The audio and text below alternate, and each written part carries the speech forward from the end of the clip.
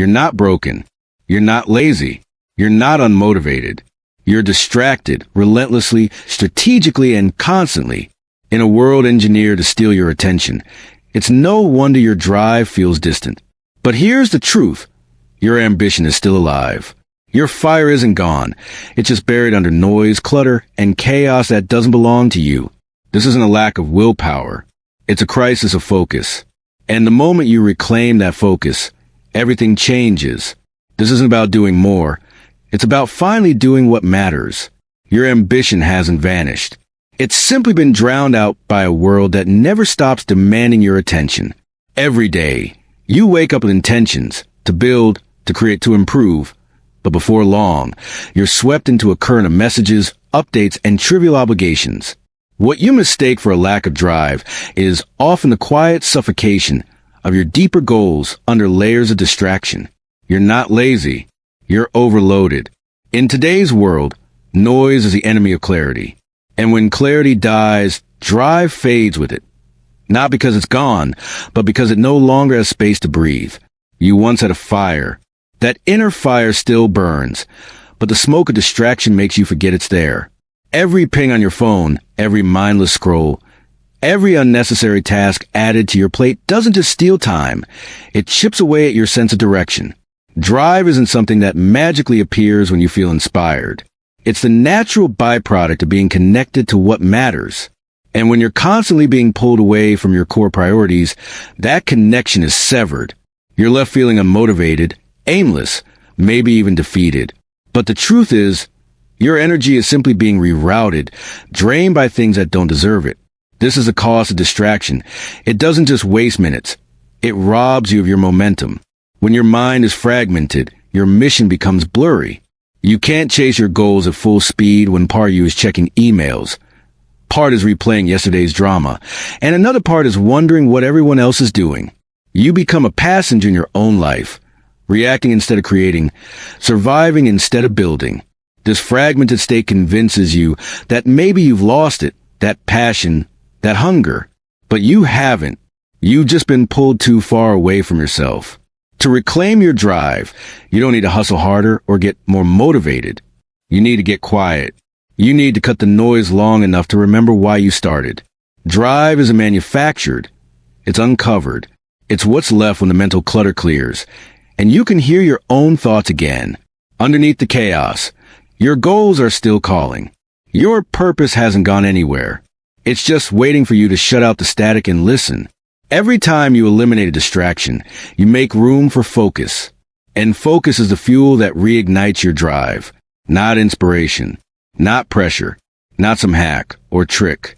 Just the raw, undiluted clarity of knowing what matters and giving it your full attention.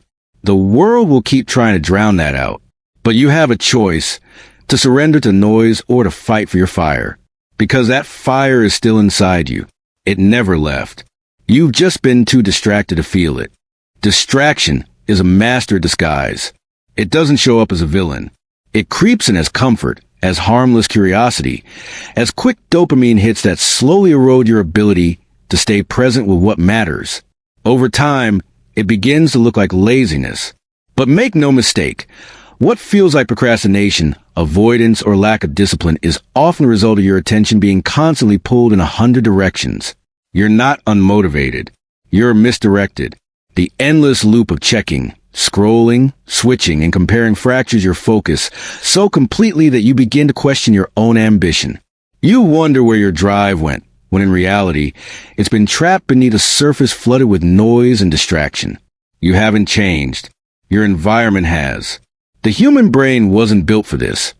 This relentless digital battlefield where your focus is a prize, and everything from apps to ads to conversations is fighting to win it. Your phone vibrates, your inbox pings, your feed refreshes, and with each tiny interruption, your attention splinters. You lose time, yes, but worse, you lose depth. You stop entering flow. You stop engaging fully. You stop being present in the work that used to make you feel alive. And then you blame yourself. You call it laziness, a lack of willpower, a weakness. But how can you build something meaningful when your mental state is constantly being hijacked? How can you expect consistency when the very platforms you use are engineered to break it? This illusion that you're lazy or unmotivated is one of the most dangerous lies distraction creates. Because if you believe it long enough, you stop trying. You stop trusting yourself. And once that self-trust erodes, your potential slips into background, covered in self-doubt. But the truth is, you're still capable. You're still driven. You've just been conditioned to stay shallow, to chase novelty, to never sit still long enough to do the deep work. That's not your flaw. It's the design of the world around you. And recognizing that changes everything. It flips the narrative. It lets you stop beating yourself up for feeling stuck and start taking responsibility for protecting your attention. If you want to feel powerful again, you need to stop calling yourself lazy. Start calling it what it is, distraction. It's not that you lack the fire. It's that your fire keeps getting smothered by noise. And once you name the real enemy, you can face it. You can create space. You can reclaim control. You can return to what matters with clarity, intention, and presence. That's when your so-called laziness dissolves. Not because you became someone new, but because you finally removed what was standing in your way. Modern life isn't neutral. It's a battlefield engineered to fracture your focus. The tools you rely on every day are not just conveniences. They are precision-designed systems built to capture, hold, and monetize your attention. Every app, every notification, every feed is fighting to pull your mind away from the present and anchor it in distraction. And they're winning. Not because you're weak, not because you lack discipline, but because these systems were created to override your natural rhythms and hijack your mental bandwidth. What once required intention, reading, creating, building, reflecting, now competes with endless stimulation that promises more and delivers less. And as your mind fragments, your sense of drive and purpose quietly fades with it. This isn't accidental. It's the business model. The more distracted you are, the longer you scroll. The longer you scroll, the more ads you see. The more ads you see, the more money is made, just not by you. So your attention becomes a product, and you become the commodity. Meanwhile, your goals gather dust. Your big ideas sit dormant. Your projects stall. Not because you stop caring, but because you can't sustain focus long enough to make progress. You start questioning yourself. You wonder why everything feels harder, slower, foggier. But the truth is, it's not your capability that's diminished. It's your cognitive space that's been stolen. Every interruption has a cost. It's not just the seconds it takes to check a message or respond to a comment. It's the mental residue that lingers, the broken concentration that needs time to repair. Studies show it can take more than 20 minutes to regain full focus after a single disruption. Multiply that by the dozens of interruptions you face daily, and it's no wonder you feel drained by noon and discouraged by night. You're not lazy. You're exhausted from context switching in a world that demands everything, everywhere, all at once. And this chronic fragmentation trains your brain to live on the surface. You lose depth. You lose flow. You lose connection to the work that actually matters. But here's what's dangerous. The more normal this feels, the more you accept it. You begin to think it's just life. You lower your expectations of focus. You settle for shallow thinking, rushed output, scattered days. You adapt to a broken rhythm and forget what it feels like to truly immerse yourself in something meaningful. And that's how distraction wins, not with force, but with quiet normalization. It slips in, reshapes your habits, and convinces you this is just the way things are. But it's not. This engineered chaos isn't natural. It's not inevitable. And it's certainly not required for your success. What's required is a rebellion. A deliberate, daily decision to protect your attention like it's the foundation of your life. Because it is. Without it, your goals are unreachable. With it, anything becomes possible. Clarity is the spark that reignites motivation. It cuts through the noise, the doubt, and the endless distractions, and brings your true purpose back into focus. When you're unclear, everything feels heavy. Every task feels like a burden. Every goal feels distant. You start moving in circles, mistaking busyness for progress. But the moment clarity returns, it's like flipping a switch. Suddenly you remember why you started. The fog lifts. Your energy rises. You stop second-guessing yourself and start moving with precision, because clarity doesn't just remind you of the destination. It shows you exactly where to place your next step. Most people don't lose motivation because they're tired or unambitious. They lose it because they forget what they're really working toward. The world around them floods their minds with other people's priorities, constant comparisons, and distractions disguised as opportunities. Without realizing it, they begin reacting instead of acting. They say yes to things that don't serve them. They chase goals that don't belong to them. They confuse movement with meaning. And underneath it all, their true drive starts to fade. Not because it's gone, but because it's buried under layers of noise. But when you get still, when you cut the excess and ask yourself what actually matters, your real priorities rise back to the surface. That's clarity. And clarity doesn't just motivate. It simplifies everything. With clarity, you don't waste energy trying to be everywhere or do everything. You focus. You direct your energy where it counts. You no longer fall for distractions disguised as urgency. You stop chasing approval. You begin to operate from alignment instead of pressure. That's when motivation becomes sustainable, when it's not about hype, but about purpose.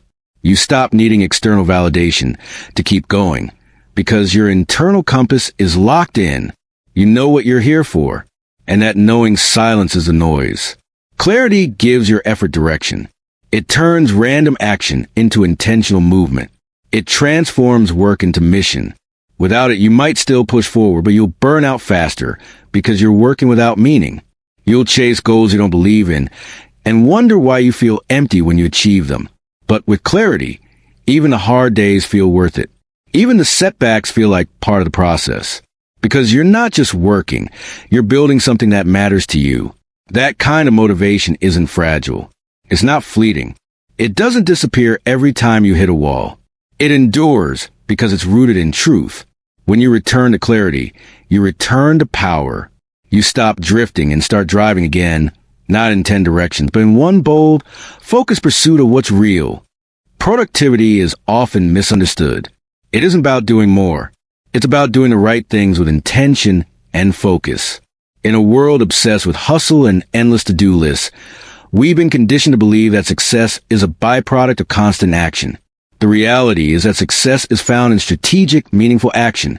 The more you chase after everything, the more you dilute your impact. You can fill your days with tasks, but if those tasks don't align with your ultimate goals, they're just busy work. They give the illusion of progress, but they don't get you any closer to your true destination. The key to productivity isn't in how many things you can check off your list. It's in how you channel your energy into fewer, more purposeful endeavors.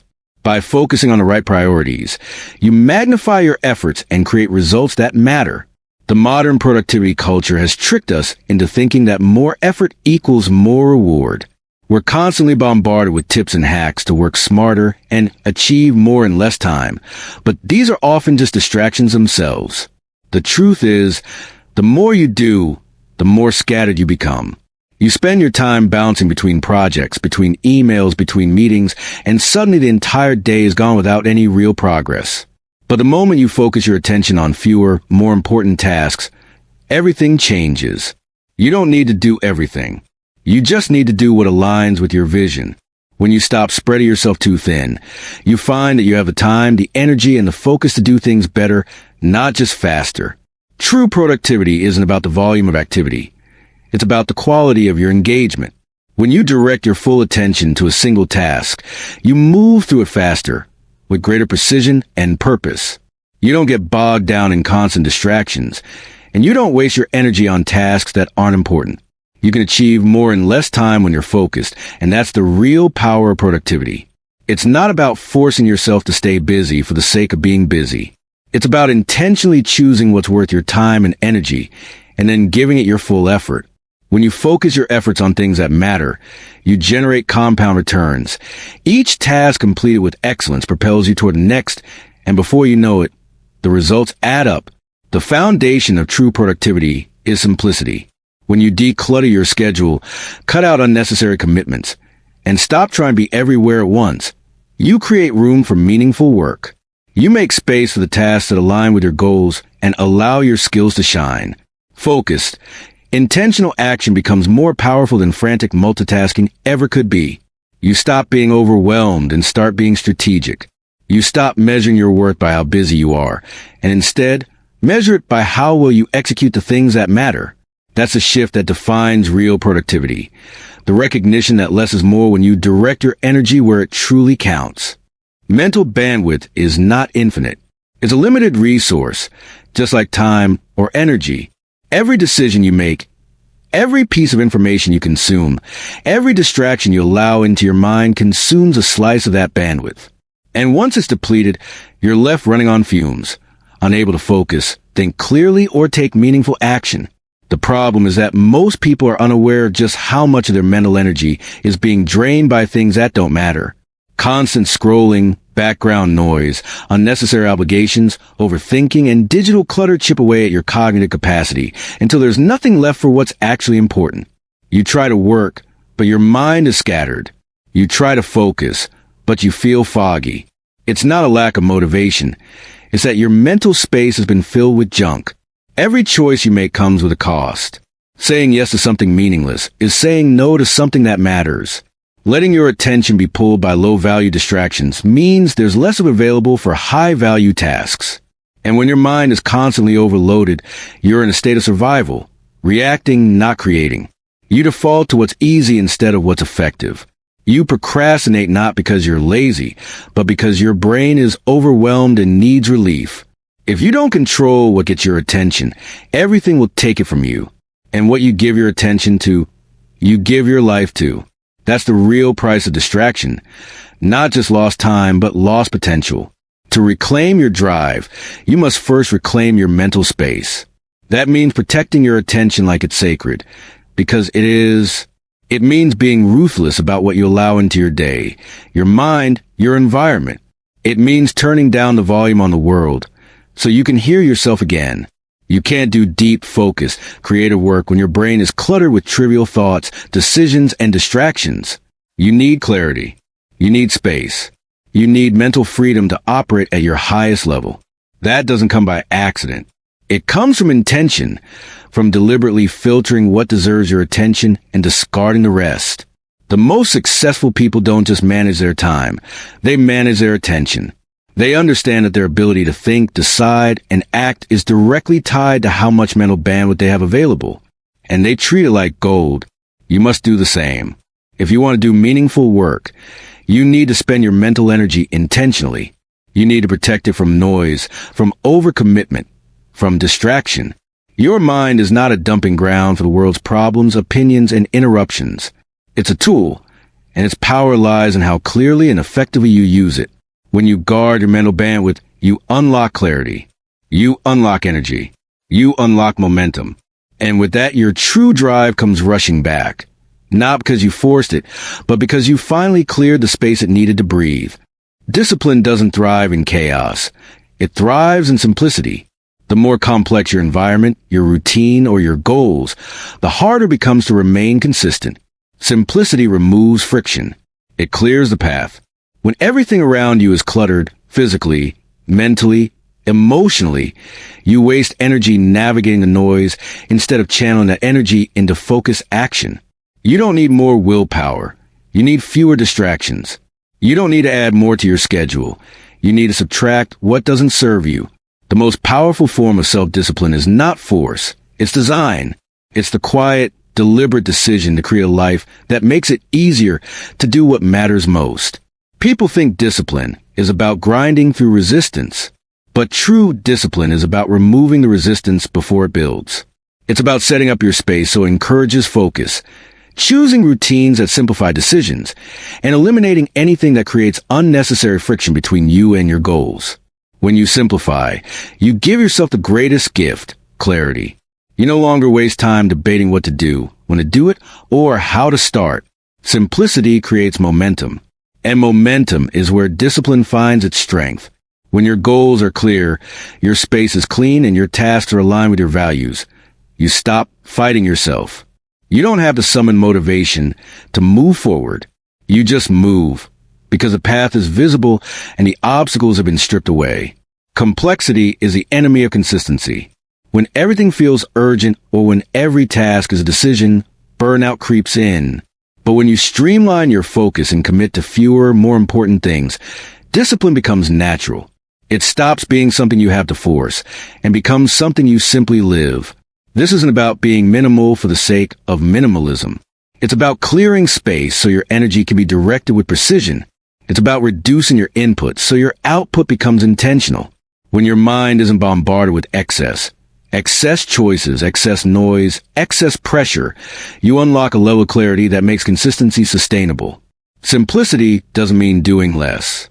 It means doing less of what doesn't matter so you can do more of what does, with power, with focus, and with intention. You don't need 100 rules, 10 new apps, or a perfect morning routine. You need space to think.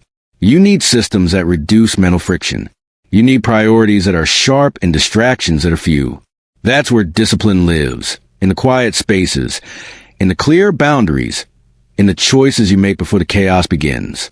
If you want to stay consistent, stop trying to control everything and start stripping things down to what actually matters. Build a life where discipline isn't a daily battle, but a natural rhythm. Because when your environment supports your purpose, consistency is no longer a struggle. It becomes your default setting. Success doesn't come from random bursts of motivation. It comes from consistent, intentional action. And that consistency is only possible when your environment supports your growth. You can have all the ambition in the world, but if you're surrounded by chaos, negativity, or constant distraction, your potential will stay locked inside. Your environment either fuels your progress or fractures it. It either anchors your focus or pulls it apart. You become a product of what surrounds you, not because you're weak, but because your environment silently shapes your habits, your thoughts, your moods, and your daily momentum.